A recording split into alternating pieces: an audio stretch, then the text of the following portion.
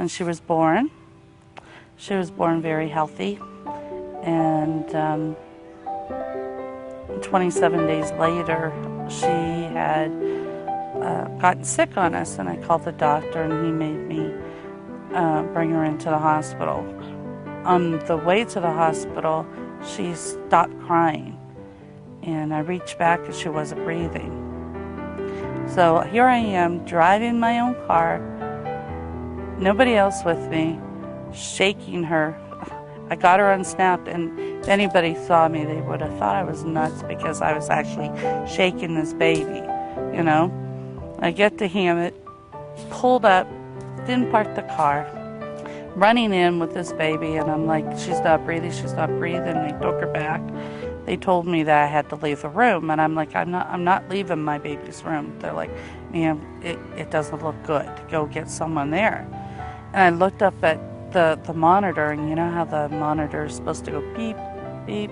Hers was going so fast, she couldn't, and all of a sudden flatlined on us.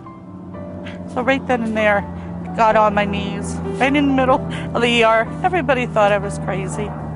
I started screaming to God, please, please, do whatever it takes to keep my baby here. Whatever's wrong with her, give it to me, let her live. My husband got there, and we got the pastor there, and we were all praying. And they came in, they said, you know, she's stabilized. The helicopter was just landing to take her down to Pittsburgh. For the first couple weeks, it was good, and we were planning on her baptism.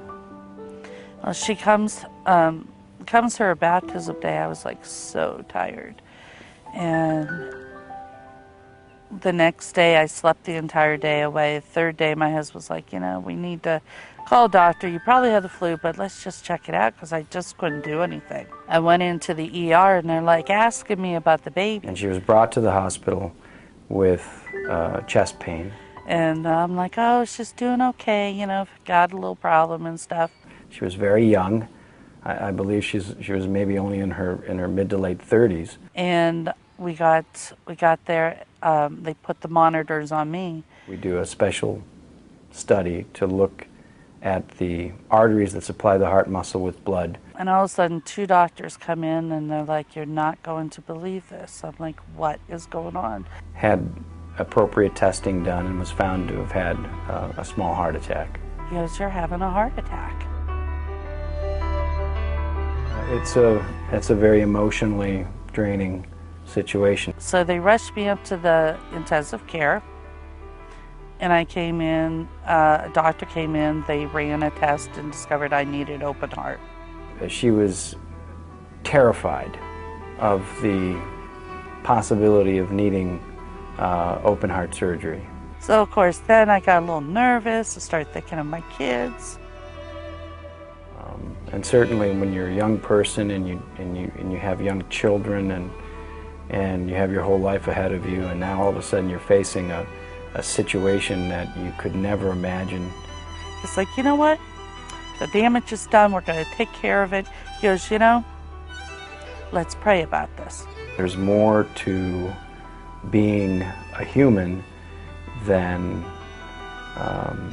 what's contained in a book or what's written in scientific journals.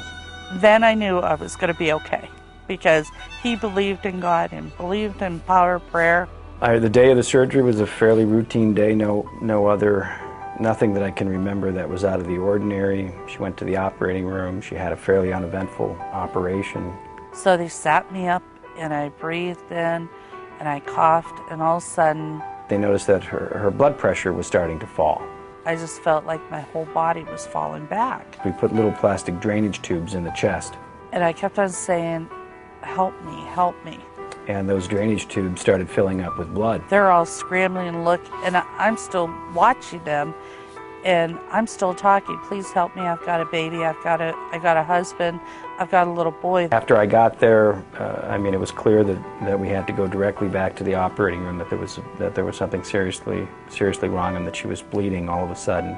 My husband had just gotten home. They called him at that point to come down. Now I've got a young woman with young children who all of a sudden is dying immediately. They needed the priest and everything, that I wasn't going to make it because I was bleeding out too quick. There was a bunch of people on this side, and there was the wall here. And on this side was this gentleman, and I kept on thinking, okay, he's not in scrubs. What is he doing here? Not everything that occurred that day was, as a result of what we did. He's like, Tammy, it's okay. You're okay. And I kept on thinking, I don't know, I'm in a lot of pain. And there was just blood everywhere, and it was very difficult to figure out where the bleeding was coming from. Everybody's just running around. And my surgeon came back in. He's like, guys, we got to open her up. But no sooner did we get the chest open. Opened me right then and there, and I felt this huge pressure, and I said, ah. Her heart stopped, and then the focus went from trying to figure out where the bleeding was to just saving her life.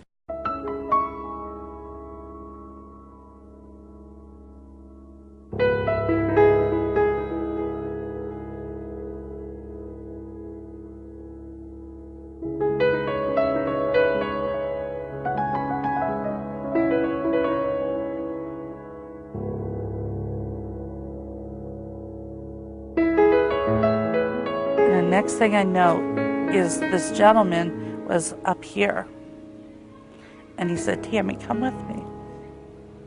So he grabbed my hand.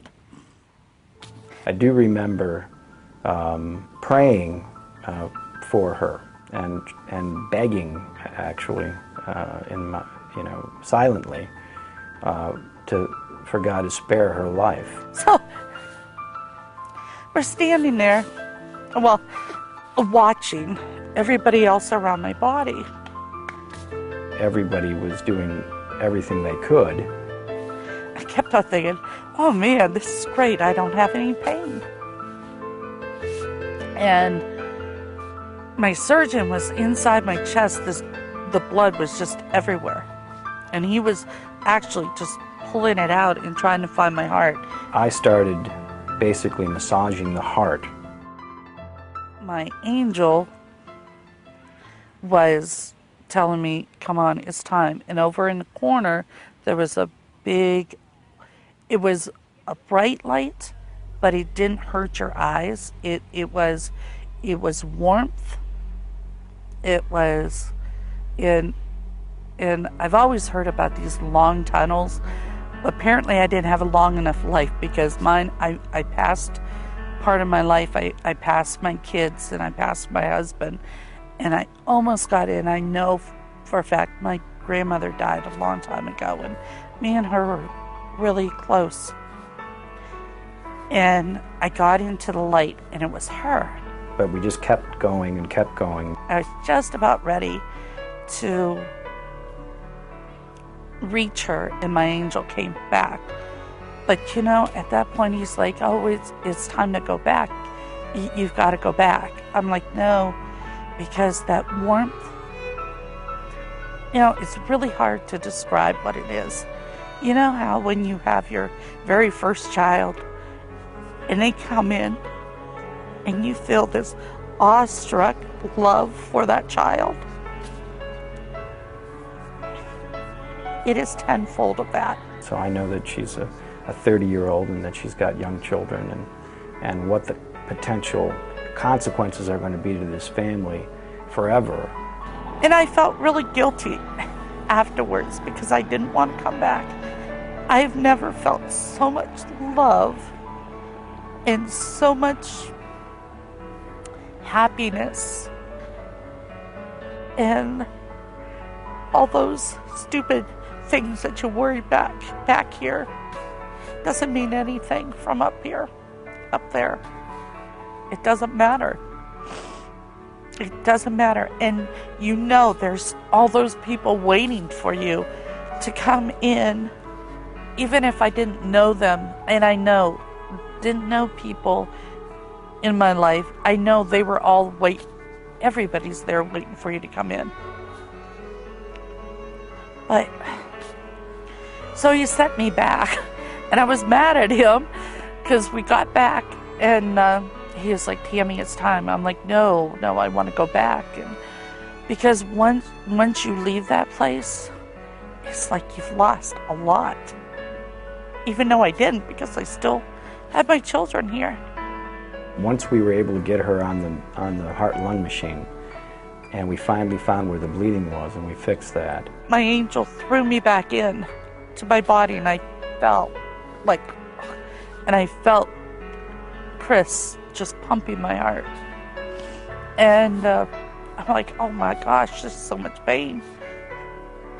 And at that time, that's when Chris said, we found it, we're going to save her. We took her back to the intensive care unit, and we waited because we weren't sure, because of her blood pressure being so low, that she was ever going to wake up. At that time, they told them, because I was dead for over a half hour, that I was not going to be able to walk, to talk. I wouldn't be a functioning person ever again. To find me a home. There was some praying that was going on at her bedside, hoping that she was going to wake up and not have any permanent brain damage. We were amazed after she regained consciousness and we removed the breathing tube and she was able to talk. It was several hours after that she started talking or relating some of her experience during this whole circumstance. Thank you so much for praying for me. He's like, what? I was like, you prayed for me. And it really hurt when you were pumping. But you prayed for me and you brought me back. Even though you should have seen the place I was in. It was your fault I came back, but I'm glad I'm here now. He goes, what else do you remember? And I just told him everything that I remembered. And the clarity, I think, of her thoughts and what she saw, what she remembers hearing, what people looked like. I explained to him, though, I'm like, I always thought my angels would have wings and, sing and be halo-y and everything. And my angel was an absolute doll. He had on a baseball cap on backwards and a big old cross on him. It was chilling to a certain degree because of how vivid and how clear her thoughts were.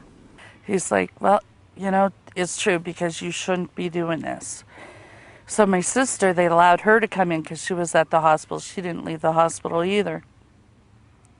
And my sister's like, I'm so glad. I'm like, so am I, but you wouldn't believe. So I was telling her a story. I'm like, you wouldn't have believed my angel. I thought these angels were going to be, this white, flowing, fluffy little angel with wings, and this angel wasn't. I'm like, he had a ball cap on, and I was explaining to him. My sister just went totally white and had to sit down. And I'm like, what is the matter? She goes, did Mom talk to you? And I said, no, why would she? And I'm like, Sue, you're the first one I saw. And she goes, you're not going to believe this. They told my family that I was going to not make it. So my mom had run out of the hospital down State Street. And my sister went into the chapel there. She said there was nobody by her or anywhere in the room. She was sitting there praying and asking God to save me and stuff. And all of a sudden she felt something on her arm. And she looked over and there was this guy. And he's like, go get your mom and tell her it's going to be okay. Your sister's going to make it. And she's like, they just told us she died. And he's like, no, she's going to make it. So my sister ran out of the hospital, came back in with my mother, and my sister's husband was right there. And they were all crying, and she saw the gentleman and she smiled. The gentleman came over and put his arm on my mom and her and walked them back up. My sister was going to say thank you. She turned around and there was nobody there. That's the gentleman that came to I went down to the chapel and I was praying, and he came up. She goes, you know what, I'm not trying to discredit you in anything, but that seems strange that I saw the same gentleman that you did. I wonder if he's a chaplain and stuff. So we were asking everybody, and they're like, nobody that we know. But then when she found out that, really sunk in, well, my husband didn't see him, my mom didn't see him, and we saw the same person. It was truly a miracle. Well, about a month later, my mom was living with us because I couldn't take care of my kids, and my husband, of course, had to work. My little boy, who was 3 at the time, Brock, my mom had to go to the store, so he was going to be the big man to take care of his mom and his little sister while she was gone. And I was like shuffling through my dining room into my living room, and my son's like, "Mommy, who's the gentleman there behind you?" Well, there was nobody else in my house with me. I'm thinking, oh my goodness, I'm going to have another heart attack. I'm like, there's someone here. So I turn around and I'm like, honey, there's nobody there. He goes, yes, he is. He's over your shoulder. I was like, honey, there's nobody there. He goes, Mommy, he has a ball cap on and a big cross. So he saw my angel, and my angel was still watching over me. I do believe that, I firmly believe in what she saw or what she experienced. It's been 7 years, and I keep on going and going and going. I remember 4 days after that, we watched her walk out of the hospital, which was absolutely amazing. God has definitely brought me to people that are sick. 3 years ago, when my mom was dying, I took care of her for the last year. And I talked to her about God because, like I said, my mom didn't go to church all the time, but I knew she believed. Going through her illness, I got to help her. I got to tell her to go see the light. And she was in so much pain. And then all of a sudden she smiled. She took her last breath, and she was at peace, so I knew she was there. And that God is sending me to people, I guess, to help them through the transition. I don't take life so seriously because, God's going to handle it. Can't think 5 years ahead or 10 years ahead. I mean, each day is a precious gift. God takes care of everything. People just need to give him a chance. God is accessible. Don't live like you're dying. Live like you're living. I know where we're all going. You don't have to worry about that. Live the day that God, every morning I wake up and I thank God for putting my feet on that ground again. You just have to take each day as it comes, do the very best that you can, and be appreciative that your eyes open every morning and you get to experience another day here on earth. The power of prayer, the power of God, and the love that we have to look forward to is amazing. Amazing.